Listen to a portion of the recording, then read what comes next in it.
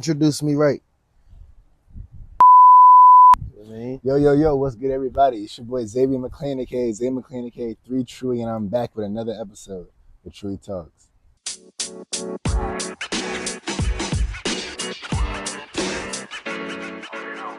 Yo, what's good, everybody? It's your boy Xavier McLean, aka Xavier McLean, aka 3 Truly, and I'm back with another very special episode here at Truly Talks. And we got another guest. It's our first guest in a while. So I wanted to make sure that we got somebody good. We got Shep Garner. Shep Garner in the building. What's Not going just on, brother? any. For those who don't know Shep Garner, Penn State legend, Roman Catholic legend, Chester, PA native. Mm, You know, I'm happy you said that. assistant coach at Florida Gulf Coast University in basketball. So one of my favorite people, someone that I came across and really developed a relationship with quick. Yeah. Just go ahead and introduce yourself too, bro. Well, I'm Shep Garner. First off, how's your day going? Great, Okay. obviously. Okay. Right?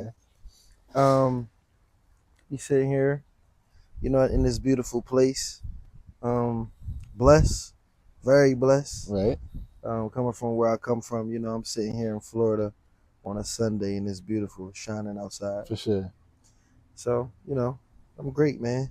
That's Great, what's happy up. to be here. That's what's up. I appreciate you. And we've been trying to get you for a while. And Yeah.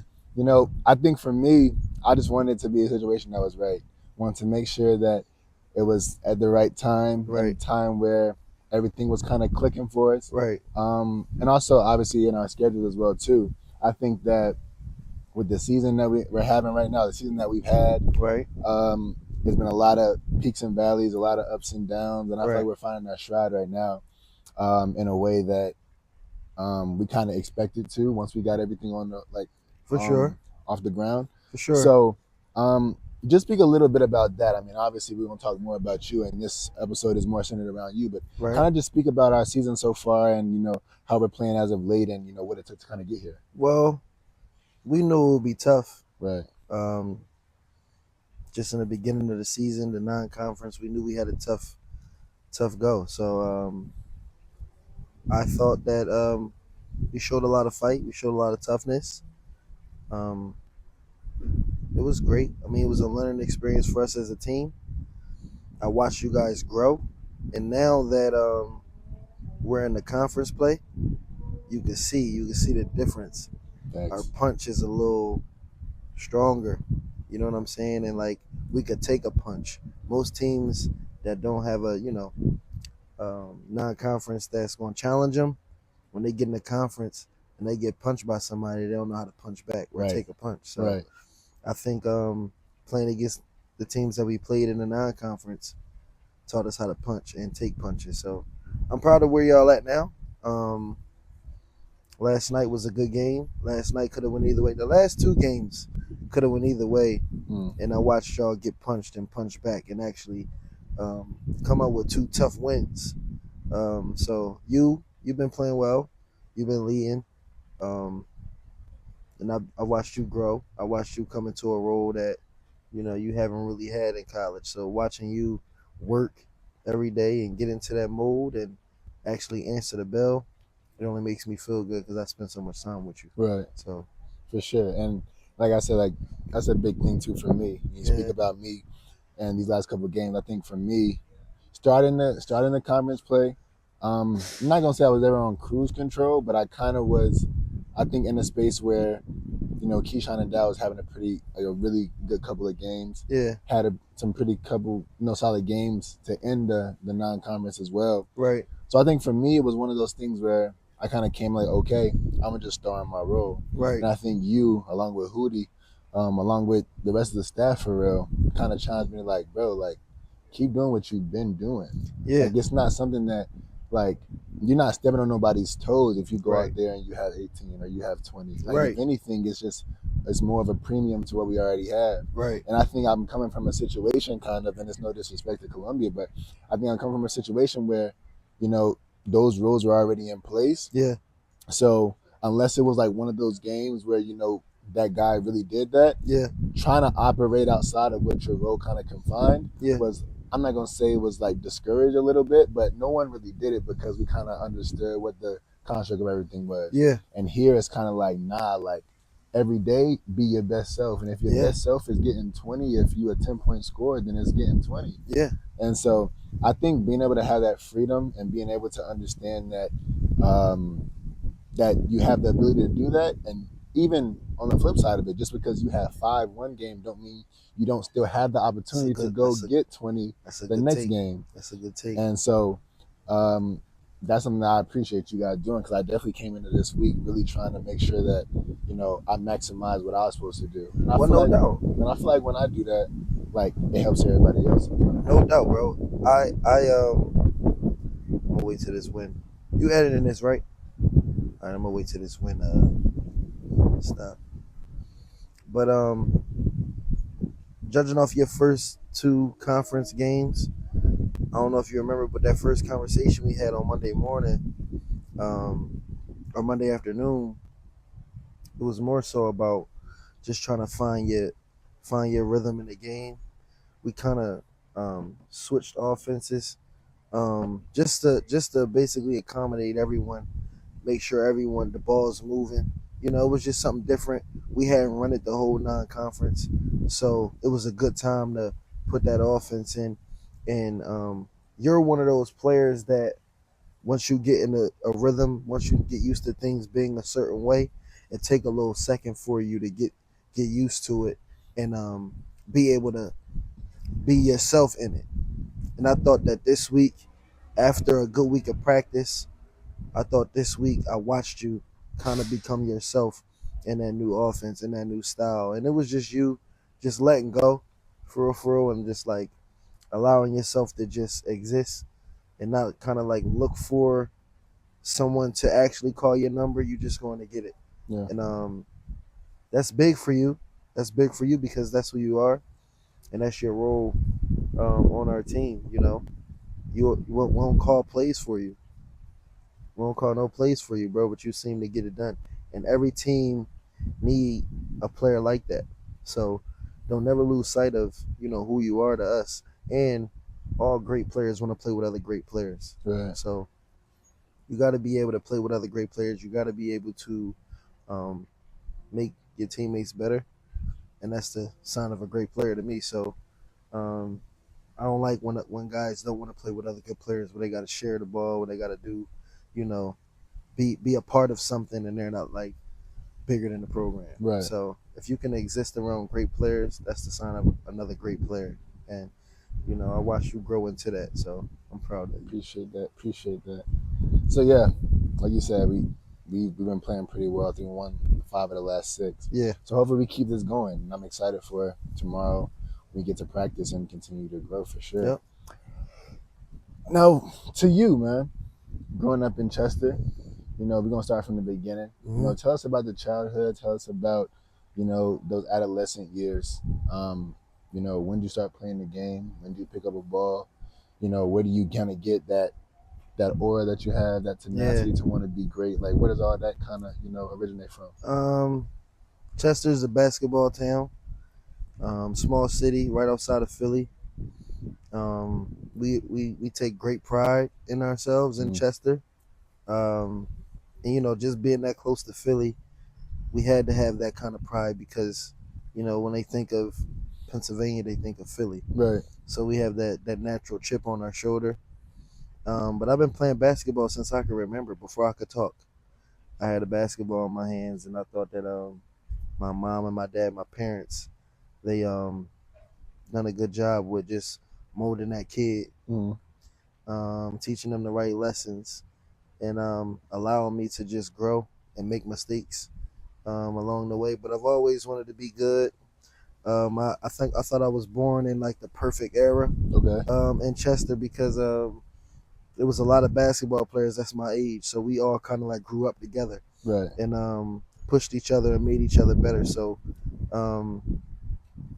they got this league, it's called Chester Biddy League, and I played in it 5, 6, 7, and 8, and that's where I started to get good, and meet my friends and play with other good players. And before you knew it, those 5 and 6 year olds, by the time they get to 10, we were like really good. Yeah. And we were beating all the all-star teams. We were beating all the teams in our area. So that's where the hunger came from, just that pride and being from Chester and watching the older guys before me hand us down the jewels that they learned along the way, and trying to be better than the guy in front of you or trying to be better than the older kids that's right above you. Yeah. That's where it comes from, that competitive nature, that competitive spirit. It was important. If you don't have that in Chester, you won't make it. So that's where it started. And then once you get to a certain point, you get good enough, people start to invest in you, people start to take a liking to you, and you get certain opportunities. And coming from where we from, once you get a certain opportunity, you got to take advantage of it. Absolutely. You know what I'm saying? You don't get too many opportunities, and I was one of the ones that took advantage of that opportunity, and I'm able to live a certain way because of it. Of course. So now, Chester is like, would that be like the suburbs of Philly? Would you consider that? So that's something that I can kind of resonate with too, being from like a suburban area outside of like, kind of like an area that's known to be like a pub. Yeah. Or a hub, sorry. Speak about like the chip that you speak about. Yeah. When you're from that type of area, you're from that outskirt area that don't necessarily get respected, or you kind of got to prove yourself first to the city or to the rest of everybody else who kind of has like the notoriety or came up in that lit area. So like speak about that and speak about one, because top 150, high major recruit, very high recruit, all of that. You had all of that. Right. But you can have that and still not have respect from the city. Absolutely. So like speak about how you earn respect from the city before all of that. Because you can be the best player in the country to Paul Bacardi. It's a fact. But to buddy on the corner in Philly or buddy on the corner in Fayetteville, like you ain't nothing. So how were you able to kind of get all of that? You make your name on the street. In Chester, like I said, it's a small town, so you play a lot of basketball, you play in front of people, you play outside, right? And after a while, you play a good couple games, they get used to you playing that way. So I earned my respect in Chester very early. A lot of the older guys, I wound up playing up on their team, some of them. So I was one of the young kids that they were like, all right, he's going to be something, in a couple years. And then me coming from Chester and playing high school basketball in Philly, I made a bigger name for myself doing that. Just making that decision, going to school in Philly. I mean, people from Chester, we go to Chester High. Yeah. Guaranteed. You know what I'm saying? That's just what we do. But I was one of the ones that didn't go. Now was respect, like, so what was the reason to go to Rome? Obviously you want to be, put yourself in the best position possible. Right. But was there anything more than that or anything a little bit deeper than that? Was it to get the respect? Was it to, like, what were some other reasons other than just, wanting to get further in basketball that you went to Roman as well? My parents, they just saw the bigger picture. Roman Catholic would get me ready for college, just being around different people. Chester is just a inner city, you know what I mean? And Roman's an all-boys school. Roman is an all-boys school, and you're just around different people.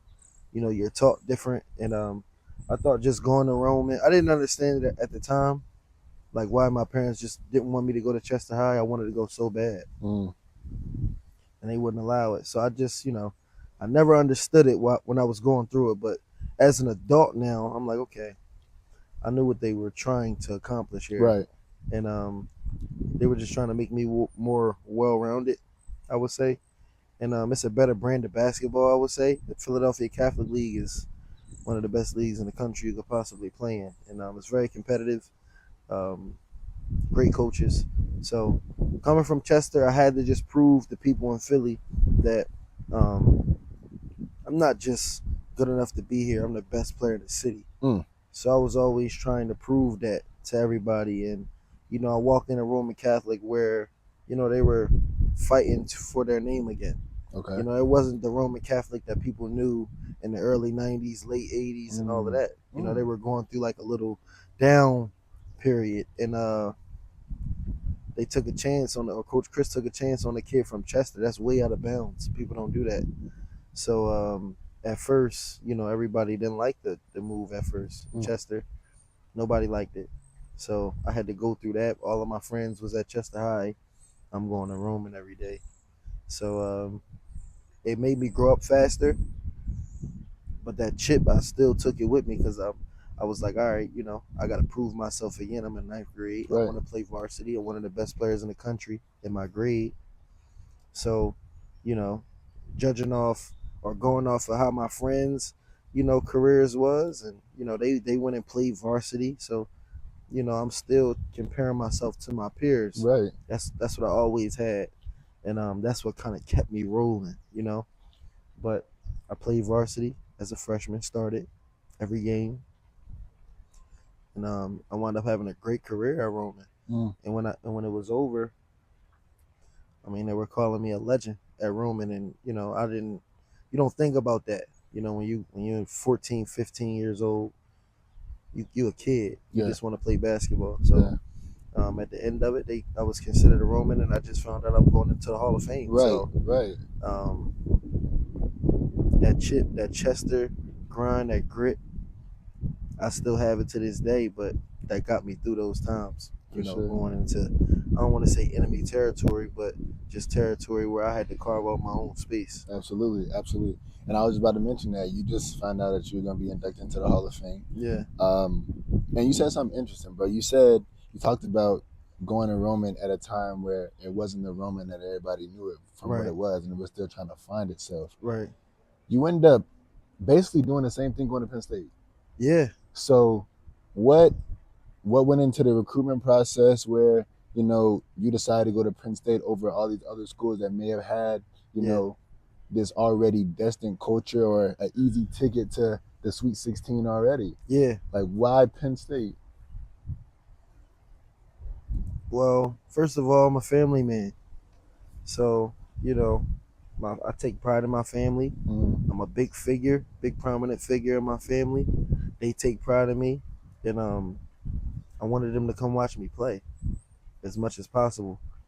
And going to Penn State, it made it that much easier. I didn't want to be too close to home, being in Philly or Chester because, I mean, my parents, we live in a tough spot.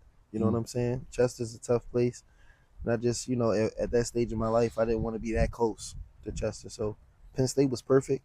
It was a great opportunity for me to play against, again, great competition, Right. great coaching, great players.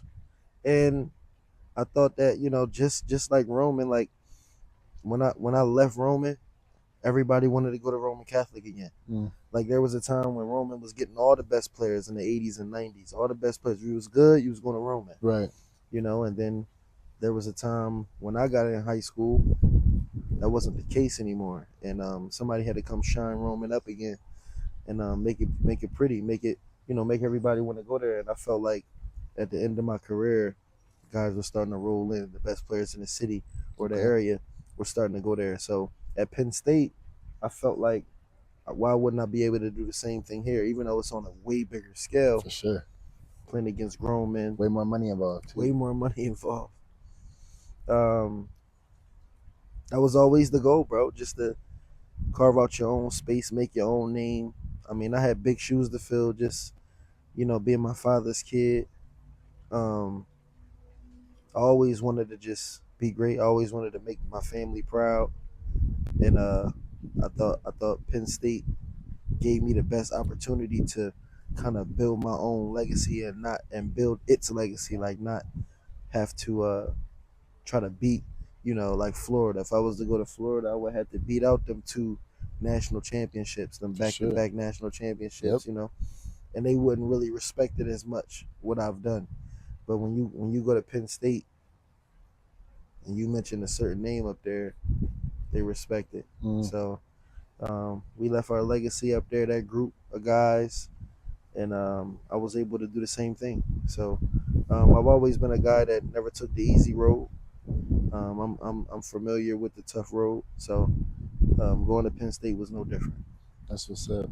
What was that initial conversation like with PC when you first met him? For Um, those who don't know, PC is Pat Chambers, who is my coach, who is the head coach here at Florida Gulf Coast, but was also Shep's coach at Penn State. yeah, So, you know, what was that? How was that relationship built, and how did that all come about? I met PC young. Ninth grade, I met PC. He walked in the gym, and at this time, he was at Boston University, if I'm not mistaken. I think he was at Boston University at the time. But he recruited one of my homies, one of my big brothers, DJ Irvin. He coached at Miami University of Miami, big time dude. But that was just one of my mentors, one of my guys, and he coached DJ at Boston University. So he came, I met him. I was in ninth grade, and he just seemed like a real dude. Okay. He had that Philly swagger, which I was used to. Just that Delco, very confident. Even though I'm at Penn State, I'm still one of the dudes. I could get you where you want to be. I'm a good coach. I'm a player's coach. You know, so he give you that vibe. Just very cool guy, very down to earth guy, very intense guy. Want the best for you. Want to get the best out of you. He gave me that vibe, so that always stuck with me. Most coaches don't keep it real like that, Right. uh, and he did from the first day I met him. So that stuck out to me. I took a liking to him, but I really wanted to go to Florida. That was the school that I verbal to, um, going into 10th grade, or no, in the middle of 10th grade. I verbal to Florida, and it just it didn't sit right with me. The reaction that I got from my folks, it just didn't sit right with me. So I decommitted from Florida and decided to go closer to home. So it wound up being Penn State at the end, but there were some schools that was close, Mm. just didn't fit. I didn't fit well there to me, but Penn State wound up being the best choice for me. That's what's up. That's what's up. Yep. So we get to Penn State. Yeah. You know, from day one, you're coming into a situation where you're trying to rebuild, and you're a big Yeah. part of that from Yeah. day one.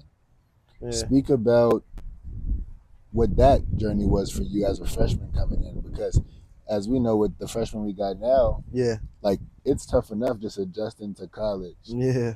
and it's tough enough just adjusting to college basketball. Right. Now, doing all of that, and then on top of that, having to be a guy who is a go-to guy, who Right. is a leading scorer, who Right. is someone who, if we lose, it's your fault. If we Yeah. win, it's because of you. Yeah. Like that's a lot of pressure for a freshman. Yeah. A lot of pressure. So obviously, you can speak on, you and your upbringing being something that really propelled you and, helped you with that. But, speak about the challenges. Because I feel like a lot of times people don't really speak about the challenges. They kind of always speak about what equipped them to be able to handle it. But, speak about that time. And, obviously, as we know, and if we check the numbers and everything that you've done in your career, you evolved and you were able to really, rise above everything. Yeah. But speak on what that was like. Well, going into college, you young, youngest on the team, you bottom of the totem pole. You have to kind of earn your teammates' respect, and that's hard to do as a 18-year-old, 19-year-old, whatever Right. you are. Um, so at first, the physicality, the speed, the organization, the volume. I'm the point guard at the time, so Mm. as you know, as PC, he put a lot of pressure on his point guard. A For lot, a sure. lot of, a lot of the responsibility he puts on his point guard. So, 18 years old, going to college, playing against guys that are 2, 3, 4, 5 years older than I am, stronger. You know, that was a challenge at first, but it was nothing new to me. Mm. You know what I'm saying? I remember being at Roman in the ninth grade, and at that time I'm 14 years old, Mm-hmm. and Roman in Philly, there's this place called the Palestra. We play. Penn plays Penn, there. You played there you before. I Penn, forgot. yeah. And very historic gym, or arena. But we played a Catholic League Final Four and championship there. So that's like everything for the Philadelphia Catholic League teams. And I remember in ninth grade when I got there, that's all they were talking about from the beginning of the season. We got to make it to the Palestra again. We got to make it to the Palestra. We haven't been there in a while. We got to make it to the Palestra. Mm. And we made it there my freshman year. But you go through those growing pains. I take it all the way back to that year, my freshman year in high school, because I had to go through some of the same things in college. So, earning your teammates' respect. Nobody wants their spot taken by a freshman, Right. right? So when you go back to college for your sophomore, junior, or senior year, Mm-hmm. and you got this hot freshman coming in, mind you, I came in with another guy named Isaiah Washington who didn't really play that much. He was from the area, Williamsport, which is not far from State College. So you know that was his dream school. That's where he wanted to go. He was just happy to be there. You know Yeah. what I'm saying? Me, I was the highly touted freshman. Coming in to kind of like change the program. Right, for sure. So, I don't know if you remember when LeBron was getting drafted. All his teammates was like a rookie can't come in here and change Yeah, it this. was the same thing. It was the same kind of thing, Yeah, same freshmen kind can't of help energy. us win. Freshmen can't help us win. Freshmen can be good, but can't help us win, right? Right. So I had to deal with that in high school, ninth grade. I'll never forget. I've always been the best player on the team, and I've always played with my friends. So I didn't have to deal with some of the things that I had to deal with at Roman. It was brand new, so it was frustrating me. Yeah. As a 14, 15-year-old. And fast forward to me as an 18, 19-year-old freshman in college. Roman, that experience prepared me for what was to come. So Yeah. when I got there, I just put in the work, kept my head down, and every time my number was called, I answered the bell every time.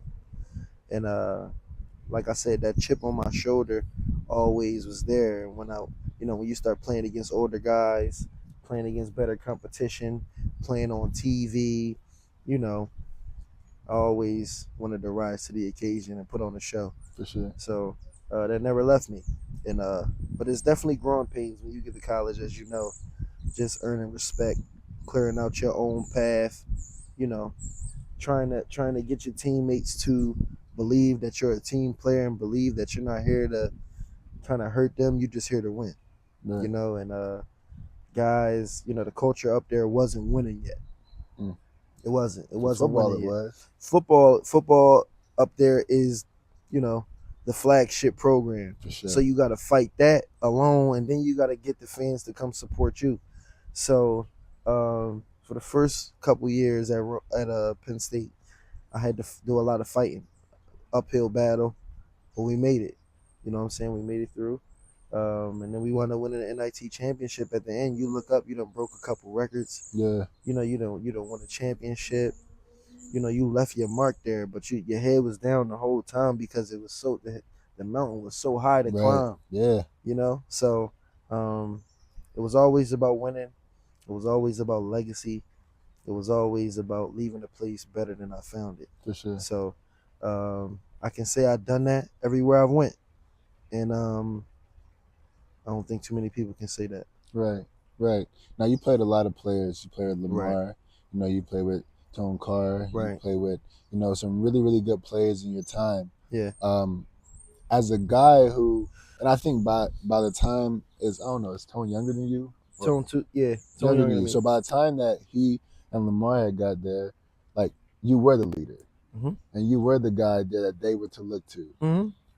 But these are also guys who are coming in, and because of what you put in, right, better players can be brought in. Right. So how do you lead guys who are on paper or maybe even in talent, quote unquote, better than you or being seen at by scouts in a higher light than you? Right. How do you lead those guys? How do you bring guys like that together? Because you're going in a situation essentially where it's kind of a win-win situation for you when you first come in. Yeah. Because as a freshman, you come in here, you play as hard as you can. Yeah.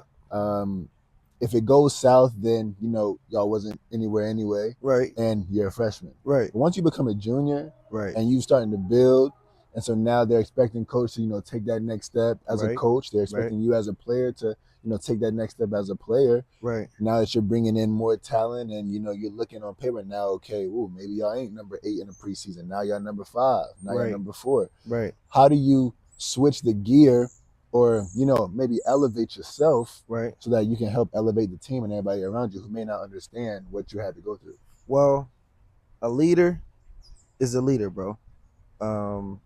And sometimes a leader is not always the best player. But me being the best player for so long of my life, I got to a certain point where I just wanted to win. So, uh, playing with guys that were quote unquote better than me, or I always say that, you know, as a unit, as a team, we all are great at what we do, right? So Right. we got to put those puzzles together. Now, me taking a step down from being the best player to the co-star was different for me. But me being that guy in the front of the line for so long, I knew what he needed. I know what that guy needs. Yeah. You know what I'm saying? So I was able to use my experience to help Tone, you know what I'm saying, be the best player. And I was still the leader, but I was also guiding him because he was in that top spot that, it's kind of like leading the pack, leading the way. So just helping him mature, grow his game, kind of like expedite his process. So, he don't have to go through some of the things that I went through, and just being that big brother to him, being of support, being the best that I could be, in my role. That's who I am. I've never been a guy that, wanted all the attention, or I just want to win, bro, at Right. everything. Anything I'm doing, I want to win. So it was easy for me to just be a role player, but be great. Like, people don't look at me as being a role player when you watch those teams Because play, you were so great at because your I was role. so good. Facts. Yeah. But I was a role player, man. Like, I was the only shooter on the team.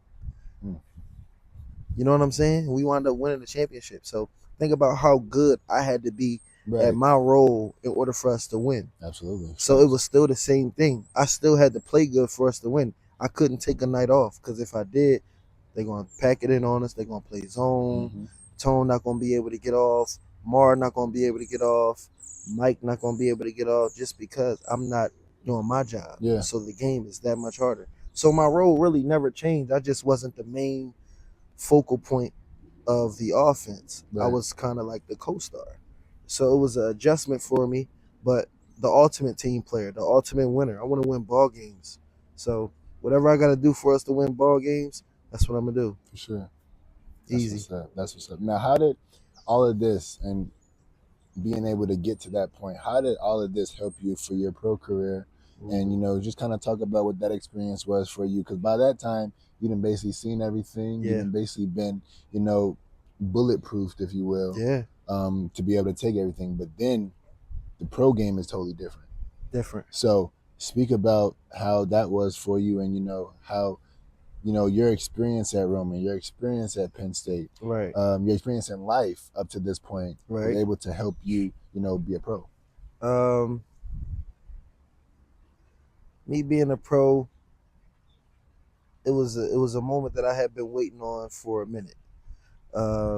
My trainer, Eric Pooh Evans, is the brother of Tyreek Evans, star from Chester, went to Memphis, 4th pick in the draft, rookie of the year, 25, 5 and 5. Thanks. Best player I ever seen. Sacramento legend. Chester legend. But just seeing him, seeing how his story up to that point had turned out, it was just, me being a pro was just a moment that I was waiting on. It wasn't a dream to me. It was more so like, all right, I have to take these steps to get there. You know what I'm saying? So me being a pro was like, all right, it's here. Now it's time to go. And what they don't tell you is just, I went to the G League my rookie year out, and I go into preseason, I'm ready. You know, to me, I'm the best guard on our team. I mean, it looks hands down to me. Mm. And I'm a guy that keep it real. Like, if I'm not the best, like I said, I'll be the co-star. I have no problem with that. But to me, I felt like I was the best player on the team. And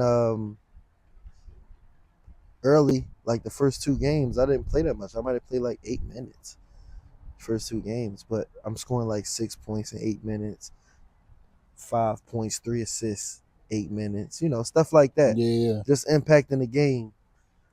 But I got hit with like, okay, this is the business. This guy makes this much, and this guy makes this much, and this how much you make.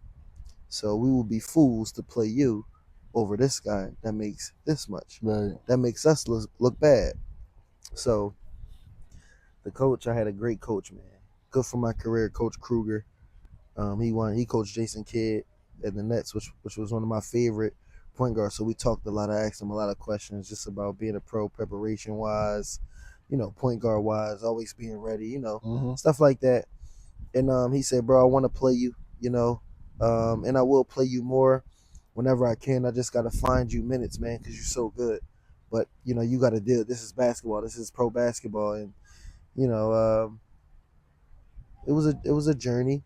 I could say it was definitely a learning experience, but like I said, I made the best of it. Right. I made the best of it, man. I had some great games, 30-point games, 20-point games. Got to play against some great guys. I showed what I could do. And the vets on my team, Marcus Thornton, Kalen Lucas, Speedy Smith. Um, I had Isaiah Whitehead on my team. It's my dog. Shout out Zay. Zach Lofton on my team. It was some good dudes on my team, but they all respected how I went about myself and how I carried myself, how much work I put in. I made them guys respect me. Once again, I wasn't a stranger to proving myself, and all I know is put the work in. So I put the work in every day. They respected it, and before you know it, bro, I'm playing 25 minutes a game. So once I got to that point, bro, it was over. I was having game after game after game. My role was carved out, and I was able to run. So pro basketball, it's just you got to learn the business first. You got to take your feelings out of it, Right. and never forget about the work. Never stop going to work. Don't let your situation change your work habits, because the minute you start working, somebody gonna get better than you. So Facts. somebody gonna take your spot eventually. So keep putting the work in. That's the main thing about being a pro that people don't really get. Pros put the work in. They treat it like a 9 to 5. What you do, Yeah. that's why I give you respect, because you put the work in. So you're prepared for being a pro. You're a grown man. You carry yourself like a pro. But yeah, pros just put the work in and accept whatever hand that they're dealt, but never stop working. Get better every day. Before you know it, a year later, you'll be that much better. So Facts. That's what's up. That's what's up. Now, not only in the G League, you played elsewhere as well too. Yeah. You played. Talk about that as well. So I played in Argentina. I played in Mexico. Two beautiful places. Two great basketball fan bases. It was different. Playing overseas is different. The things that we take for granted over here, it's not over there. It's basically, the love of the game. You got to go through, having to bring yourself back from injury sometimes.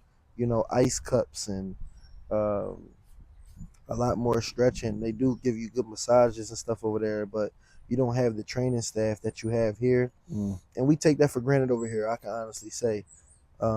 We have a lot of resources here in the States that people don't have playing overseas. So it's a luxury to play over here, but you get paid overseas. So you got to make that decision. But overseas is good basketball, less athletic, but you do learn how to play the game. They teach the game over there. You practice two to 3 times a day. It's literally like basketball factory for 9 months. So great experience for me. And I'm able to hand those gems down to y'all. So my journey is just a book that you put together and you hand to the next generation. I feel like that's been my life. I feel like that's been my calling. That's why I'm here, is just to be an inspiration to guys like me. You know what I mean? That want more for themselves, that's using basketball as a vehicle to get them ahead in life. And I'll never stop being that. That's who I am. So Respect, yeah, respect. And I mean, you kind of segue that into the next question. You know, coaching yeah, and getting into coaching. yeah, You basically kind of just stated your why when it comes to that. yeah, And it's a full circle moment for you. You yeah, know, to come and coach. You know, alongside the guy that coached you. yeah, So, you know, touched on it a little bit, but you know, speak about, you know, now being in that role, yeah, and now being able to coach yeah, you basically, yeah, and you know, guys who were in your shoes, guys who, you know, want the same things that you wanted at that time, but may not exactly know how to navigate those same moments. You know, this is obviously, you know, just another situation for you to be able to, like you said, inspire, yeah. and you know, hand that game down. Right. So at what moment, were you like, you know what, I think coaching is my next move? And Right. you know, also at what moment did you know that, you know, you possess this certain like superpower to be able to kind of, you know, resonate with guys and kind of help them along their journey? Well, early, early. All the teams that I played on, I was the leader. I was the player coach. Mm. My dad just always, as a young kid, my dad always just taught me the game, taught me basketball. So I always felt like I was the smartest player on the floor every time I played. Mm. Um, so being a coach, my mom used to tell me like, "You're gonna be a great coach. Like, you're gonna be like your dad. You're gonna be a great coach." And I never really saw it that way. Um, Coaching, I never really thought about coaching. I never really wanted to coach. Mm. You know what I'm saying? You don't really think about that when you're playing. So my uncle Keith Taylor, he coaches at Chester High still to this day, and I'm home. This is COVID. I'm home. No, I'm sorry. This is right after COVID. I'm home, and he's like, "Yo, come to the gym tomorrow. I want you to come help me with the kids." Now I don't tell this guy no. This is my uncle, one of my Yeah. favorites. So I go over there, and this was like little Chester High School kids, and I actually knew the kids, and I had so much fun, like just teaching the kids, giving them gems. Um, they weren't expected to win a bunch of games. They were just, and Chester, they got the most state championships in Pennsylvania history. Wow. Yeah. So it's like the Boston Celtics, like win or bust. Right. You know what I'm saying? Pause. So, um,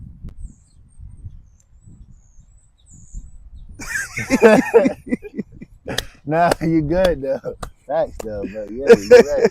You're right though. but bro, they hadn't won the championship in so long. I don't even know how many years it was, but that first year I got on the staff, we won the district championship. Mm. And it was like when the first game, it was maybe like 100 people there. Chester games is jam packed, sold out. Yeah. Wall to wall, 100 people in the building. Hear a pin drop in there sometimes. Mm. By the end of the year, bro, sold out. The city with the energy in the city was back. Like I told you, bro, everything I did, I always left it better than I found it. For sure. And it was just crazy to see like that experience. I'm like, wow, like everybody is actually coming to see these kids play. And for me to be a big part of that, I just took so much pride in that. Like I made sure the guys was ready to play. I gave it my best shot, you know. So my uncle Keith is who got me into coaching, and then right after that year, PC called me like, "Yo, I might get a job in Florida, um, at Florida Gulf Coast University," and I just came with him. I'm like, all right. Was that an easy decision to make? No, absolutely not. So what was some of the things that, you know, what was the pros and cons about it? Like you on the phone like, yo, PC, I don't know. Well, it's never Like- been about money to me. Right. I never really been motivated by money. I know a lot of people are, but I'm not. Um, what I was building down there in Chester, I felt like was huge, man. Like I couldn't wait for the next year. Like right after the season was over, I couldn't wait to do it again the next year. And that the next batch of kids that were coming in, the best kids in the city that were going elsewhere were actually thinking about staying, right? And some of the best kids in the country, are thinking about staying at Chester High because I'm there. And I just saw that impact, like my impact of just my presence being somewhere, and how me being somewhere affects how people look at it. And it was a hard decision coming down here because I was emotionally attached to Chester, and that's where I'm from, and I'm emotionally attached to them kids. And like I said, it's not about a money thing. It's more so about your love for your town, your love for your impact, your pride. I mean, your love for your city and the impact that you make on the kids. It was hard to just like walk away from. Right. And a lot of those kids, I know they look up to me. They looked at me for, inspiration. They looked at me for guidance, and I took pride in that, man. Like those kids, I still talk to them to this day. Um, I still, I'm still in contact with, my uncle Keith, obviously, and the coaching staff. I got one of my best friends on the coaching staff too, so he's up there coaching, Conrad Chambers, and that's a part of my life where I stepped away from actually playing basketball, and figured out a way to just give those gems and nuggets of information back to the next generation that need it. So that's where it started, and that next year I got asked to come down here. Um, it wasn't an easy decision at all, even though somebody would think that you know going from high school to college is an easy decision, but it's not. If your heart is in it, it's not. And but you got to do what you got to do. So Right. coming down here, I've learned a lot. It's different coaching grown men or young men. Right. It's different. I'm not that far removed from playing basketball, so I'm still able to like get out there and play with y'all, um, sharpen y'all swords, so y'all ready for combat. But it's a constant development thing.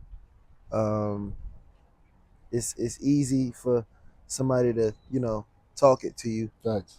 but it's harder for somebody to show it to you. And I'm one of those guys that can show it. That was crazy, though. That was crazy. That was crazy. that was crazy, though. But you know what I mean? But I do know what you mean, though, and that's a fact. Yeah, like I'm one of the guys that can really get out there and play still. Yeah. And play good basketball. Show you more than I can tell you. Right, for sure. For sure, specifically. See, okay. Anyway, but nah, though, that's very important too, and that's one thing that I appreciate too. And I know we were just making a joke about it just now, but I feel like you prepare us a lot for sure, just by being able to go out, and really play with us. Yeah. And pause. We're gonna have to keep account of this because this is crazy. But when you're on the court with us and we competing at the same level. Right. You're giving us a real look at what's gonna happen in the game. Right. You're giving us a real mirror, clean image of like, okay, this is what he's gonna do. Be ready for this because honestly, I can do it better than him. Right. And so like that's the way I think about it. That's why every time we have reps, I'm always trying to guard you. I'm always trying to guard Shep, and I want Shep to be my matchup because I know he's probably going to do certain moves on the court or do certain things so much better than the guy that I'm actually going to guard. By the time I get in the game, it's cool. Right. So like that's something that I definitely consider very valuable, and even guys who may not recognize it, it definitely prepares us for sure. Even with the scout team, with the freshmen, like they be out there feeling like they playing in the game. Right. And it's like, okay, then that just elevates them in a way to where like, okay, like now we got to play a game in practice. Right. We can't play practice reps. This ain't walk through. This It's a ain't none of game. that. It's a game. Mm-hmm. And I think, if anything, that's what's really helped us over these last few games. Just, Good. being able to, adapt to that and Good. adopt that, and, just spread that same kind of like identity onto everybody. So, All right, I got a question for you. Okay. What is your favorite thing that I've taught you since you've got here? You know what it is? I think, not saying that you don't teach it. I think you taught me a lot of stuff. Yeah. But I think what I value the most is the fact that everything I thought about basketball to be true, like everything I thought to be true, you validate it in a way to where like I've like been like, okay, so I wasn't crazy this entire time. Right. And so like I feel like in a lot of situations, whether it's politics, whether it's play styles, whether it's analytics, Right. whether it's all these different things, like a lot of the just natural feel for the game, the natural thought of the game, and just the intuition that you play with, like gets kind of lost a little bit. So for me, like I always, that's crazy, but it's cool though. Attitude. Raw and uncut. Attitude. Right. But I think that's what it is. I think you kind of just validate that, yo, if you put in the work, you're going to be straight. Yeah. And so it don't matter what analytics say, it don't matter what they say, you're always going to put yourself in a position to have opportunity. Right. And what you do with the opportunity is what you do with the opportunity. Right. Instead of like banking on this to basically build you a resume that shows that you're worthy of the opportunity. Like that's, you putting a lot in a lot of other people's hands when really you control most of it if you just put in the work. Right. And so I think that's the biggest thing. Well, if teaching me that's the biggest thing, teaching me that that's true. Yeah, that's true. And so, because I feel like a lot of times, like, and I think early on in college too, I think that I used to put in a lot of work, but I used to always wonder like, but I'm doing all of this, but does it really take all of this? Because I'm seeing other guys not have to go this extra mile, and they having better games than me. They playing more minutes than me, and everything is just being perceived a different way than what I'm doing. Yeah. So I think coming here and then us being able to have the relationship we have, I think it kind of just brought everything back home for me. Yeah, and it's not always, and what I want the people to know too, like anything that's real and genuine, it's not always nice. Right. Like it's not always like easy, and like, like sometimes, bro, I'm on you. Yeah. And like, it's because, first of all, I know what you have inside of you. You know what I'm saying? That was crazy. That's 4 times. But we good. Come on. But that you were saying some profound stuff though. Like, I know the bite that you had. Yeah, for sure. You know what I'm saying? And when I find you not playing that way, we lock horns a lot. And I go right up to you immediately and say it to you, whereas though I don't let you just continue to go down a path that I don't like you going down. So I'm one of those like keep it real player coaches, but I show a lot of love. When it's time to show love, I show love. But when it's time to, critique or teach or coach, I think I do that. But I just do it a different way. I'm very unorthodox as a coach because I was a basketball player. Right. And a lot of things that coaches do are not, with the thought of players. Facts. And I also add that you're a coach that played in an era that's kind of similar to the era of today. Yeah. With social media. Yeah. With, if anything, I think in that time, and this is unpopular opinion, but that's really when it really got booming when you was in college. So like, absolutely, it might have been a way crazier time than now because we kind of used to social media being a thing now. Yeah, like it was social media sensations like Kiwi Gardner and Seventh Woods. Facts. And like, it's like internet since like I never seen Brandon Jennings play like a real game. Yeah. but like was one of my favorite players just because of like off YouTube. the net. Yeah. Facts. Yeah, So like so- that's what I'm saying. Like you being a coach in that era during that time. Yeah. Like I think that's why it's very easy to kind of resonate with you, and you kind of have a little bit of more like, you know, like I said, profound words Yeah. to be able to really like, you know, hit home. Yeah. And really be like, okay, dang, that is kind of right. Yeah. What he's saying make a lot of sense Yeah. because PC played in the 80s. Yeah, 90s, college 90s. 90s, he played in the 90s, totally different time. Totally different A era. lot of my coaches that I played, they played in a totally different era. Yeah. So it's not the same.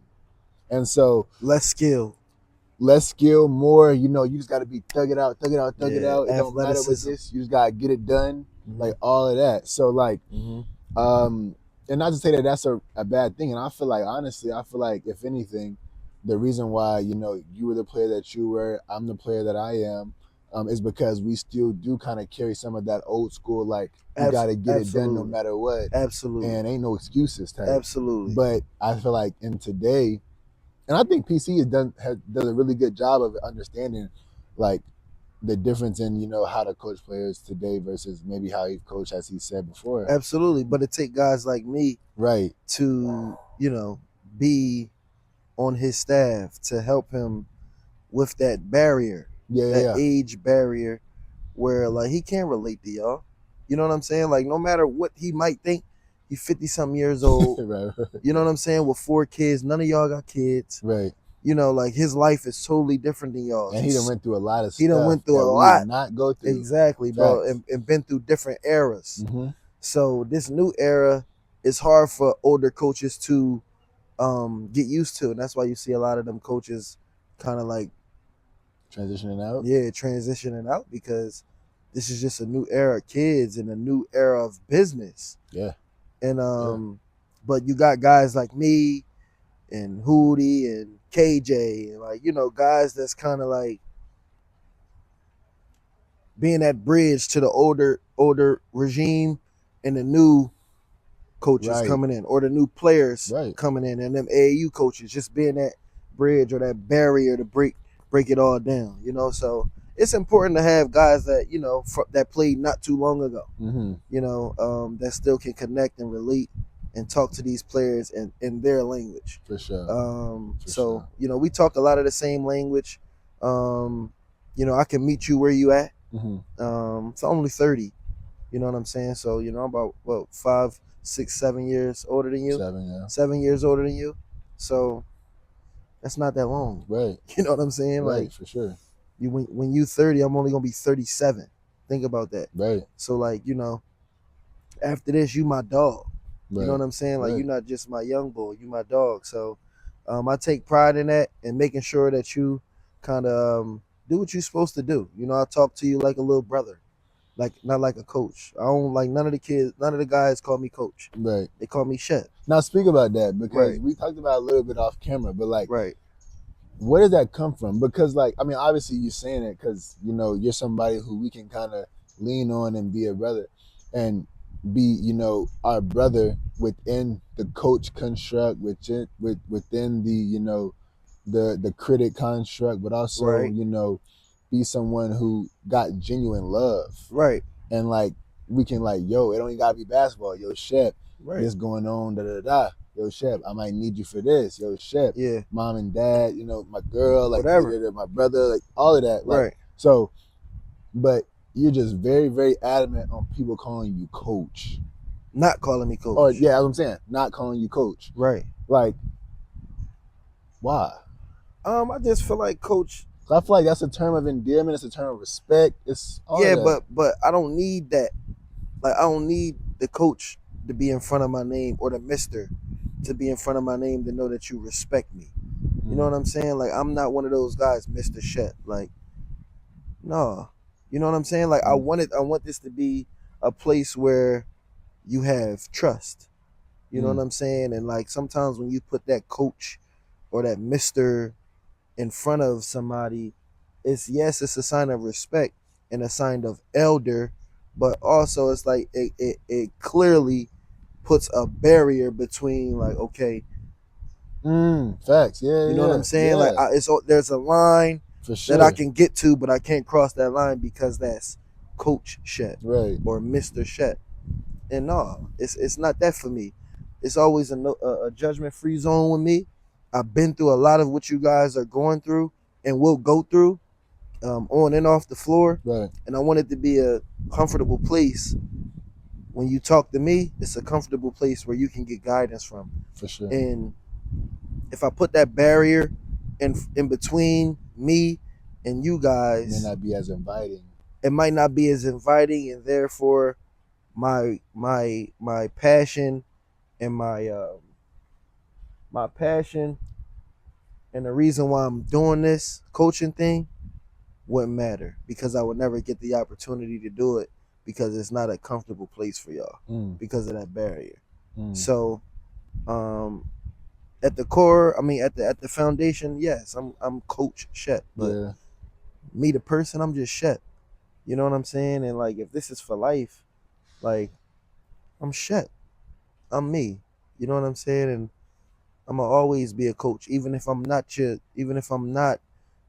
somebody's basketball coach. That's just me. I help people. Yeah. I answer my phone when people call me, and it could be about anything, bro. Right. And I'm always, there for people. So that's my calling, bro. That's why I won't just allow y'all to call me Coach Shep because I'm more like a mentor. I'm more like a big brother. I'm here to just guide you guys, make sure, y'all going down the right path, and when it's time to play basketball, make sure y'all prepared to do it. That's it. That's what's up. Now, what would you say to someone who? Because I think on the flip side of that, someone could try to devalue your position Yeah. and devalue your role and say, oh, Shep saying, oh, that's just Shep though. Yeah. Or Shep, he one of us. He ain't really. What Yeah. would you say to that person or to that perspective? Well, you gotta also, find because we all human, right? So you gotta find that balance of having it be a comfortable place, but also understanding that, like I said, I still come to you stern. Yeah. Like, no, bro, we gonna do it this way, or you need to be doing this instead of doing that, and you need to move this way instead of moving that way. Like, so it's not just like I said, always happy go lucky with me. It's Right. not. Because when you wrong, I'm gonna tell you that you wrong, bro. Even when you think you right, I'm gonna tell you that you wrong if I think you wrong. Like it's not. I'm not the guy that's just going. It's always gonna be sunshine and rainbows. I'm not that guy.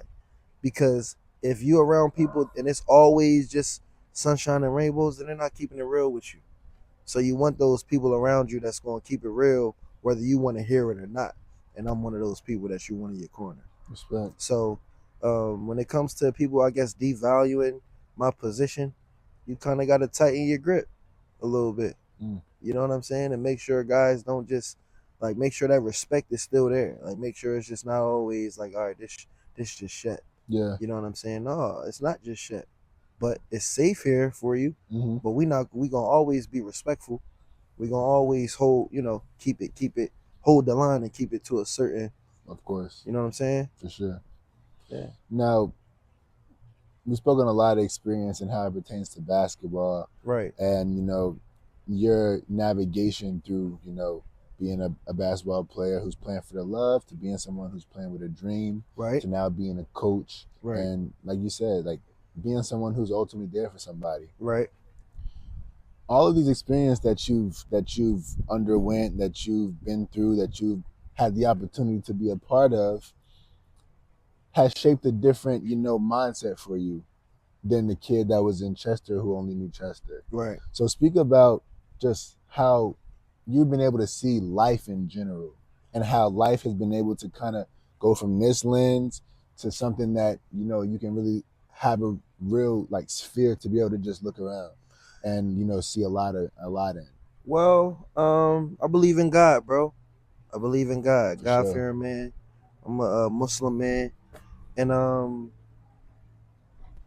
when you fear God, bro, you realize that, you will read the Bible, I read the Quran, and when you read it, bro, and you pray, you ask for guidance and you ask for answers.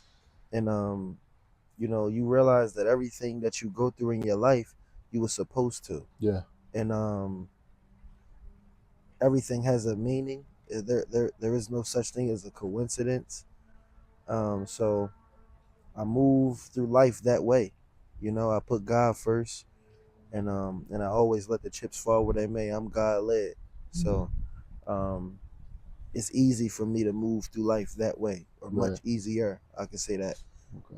To just put it in God's hands, man, and ask for guidance, and ask for forgiveness for the sins I made along the way. You know, nobody perfect, so I sleep good at night.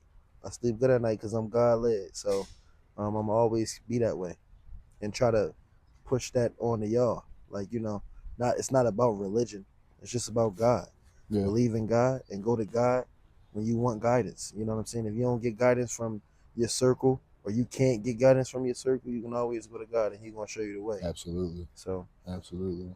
that's what it is. That's what's up, bro. Now, very important point. Now, speak about that same thing from just being someone who's been able to see a lot of different things. Like, Right. how how has how has what you want out of life changed over the years? Mm. Um, just by being somebody, like you said, when you was in Chester, you had no idea PC was gonna make a call and say, "Yo, Right. in a few years, a couple years, you're gonna be living in Florida. We're gonna be Right. sitting in this area. We're gonna be doing this." You know, being able to live life and be blessed the way we are. Right. Um, Definitely not thinking about that when you in the trenches trying to work to Yeah. be in a league. Right. So like when you're so fixated on like this one thing and this one avenue being the avenue that's able to get you out of, you know, your area, get you out of the hood, get you out of, you know, this place that you feel is, you know, a novice level and you try and get to expert level. Yeah. But as you experience so many things, as you meet so many new people, as Right. you know, go to so many different places, you start to understand, okay, there's a lot of different routes I can take to be No able to doubt. get to that ultimate goal that I want to get to, which is ultimately just to be happy and be comfortable and to No live a doubt. life that, you know, is God led, that is something that we can all be proud of. Right. So, you know, when you think about that and you think about how, you know, you went through that process and you've been able to kind of have your eyes opened, um, for lack of a better term, like what do like when you wake up in the morning Right. and you look outside Yeah. and you just have that moment of like, man, how did I get here? Yeah. What is that going through your head? What is that like going through your head? Yo, what's good, everybody? It's your boy Xavier McClain, aka Xavier McClain, aka 3 Truly. And as you can see, me and Chef can go on and on about everything that we're going to talk about, whether it's basketball, whether it's life, whether it's anything in between. But as you can see, it's hard to fit all of that into one episode. So make sure you guys tune in and watch this. Have a great, you know, knowledge about what we're talking about. Get immersed into it, and then tune in for part 2. I'll catch y'all later.